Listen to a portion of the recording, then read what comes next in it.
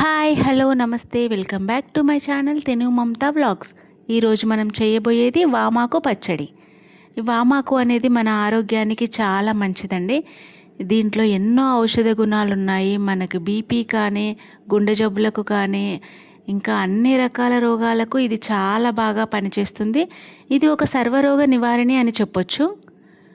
కాబట్టి దీన్ని మీరు ఖచ్చితంగా ట్రై చేయండి. రసంలాగా చేసుకోవచ్చు, పచ్చడి చేసుకోవచ్చు, కషాయం చేసుకోవచ్చు. ఏదో ఒక విధంగా ఖచ్చితంగా వామాకుని తీసుకోండి, చాలా మంచిది. ఇప్పుడు దీని ప్రిపరేషన్ ఏంటో మనం చూద్దాం. ముందుగా స్టవ్ పైన ప్యాన్ పెట్టి అది కొద్దిగా హీట్ అవ్వగానే దాంట్లోనే కొద్దిగా జీలకర్ర, కొద్దిగా ధనియాలు వేయించి లైట్గా వేయించుకోవాలి. ఎక్కువగా అవసరం లేదు. కొద్దిగా నల్లగా అయినా వాటి టేస్ట్ మొత్తం మారిపోతుంది.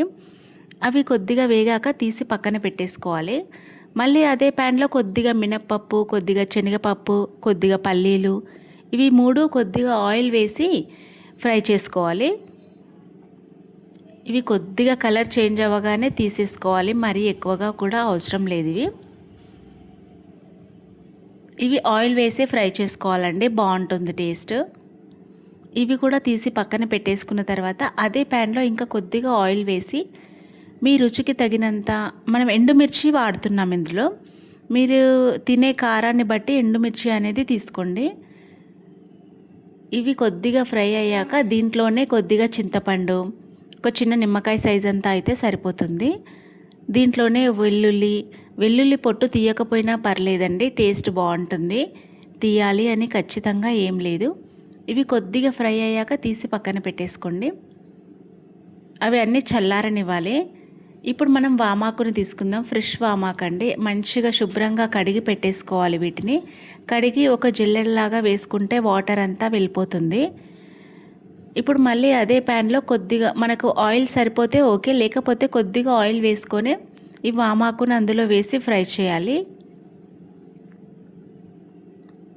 ఇది మంచిగా దగ్గరగా కావాలి. దీంట్లో ఇది ఫ్రై అవుతూ ఉంటే ఇది వాటర్ లాగా వచ్చేస్తుంది అన్నమాట. దీంట్లో మంచిగా దగ్గరగా అయ్యే వరకు ఫ్రై చేసుకోండి. ఇలా కలర్ చేంజ్ అయితే సరిపోతుంది. ఇలా కలర్ చేంజ్ అయ్యాక ఒక ప్లేట్లో తీసి పక్కన పెట్టేసుకొని ఇవన్నీ చల్లారనివ్వాలి మిక్సీ జార్లో వేయడానికి. ఇప్పుడు ముందుగా మిక్సీ జార్లో మనం జీలకర్ర, ధనియాలు ఇవన్నీ ఫ్రై చేసుకున్నాం కదా, ఇవన్నీ చల్లారాయి కాబట్టి ఇప్పుడు మిక్సీ జార్లో పొడిగా చేసుకోవాలి. ఇది కషాయం లాగా చేసుకున్నా కూడా వామాకు పిల్లల ఆరోగ్యానికి చాలా మంచిదండి. జలుబు, దగ్గు ఏదైనా తొందరగా తగ్గిపోతుంది వామాకు వల్ల.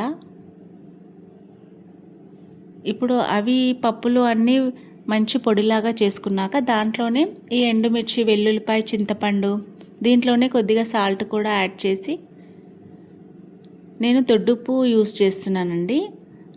టేస్ట్ బాగుంటుంది పచ్చడిలోకి వేసుకుంటే. అంటే మీరు అవైలబుల్గా ఉంటే వాడండి, లేకపోతే స్కిప్ చేయొచ్చు.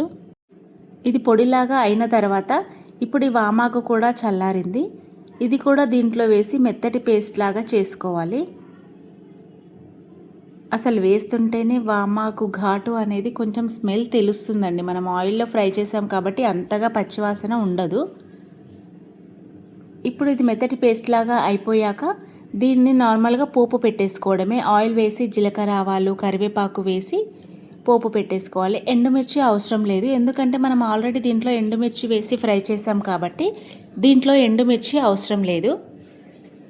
కానీ ఈ పచ్చడి అనేది ఖచ్చితంగా ట్రై చేయండి, హెల్త్కి చాలా మంచిది. నా వీడియోస్ మీకు నచ్చినట్లయితే లైక్ చేయండి, షేర్ చేయండి, కామెంట్ చేయండి. సబ్స్క్రైబ్ చేసుకోవడం మాత్రం మర్చిపోవద్దు.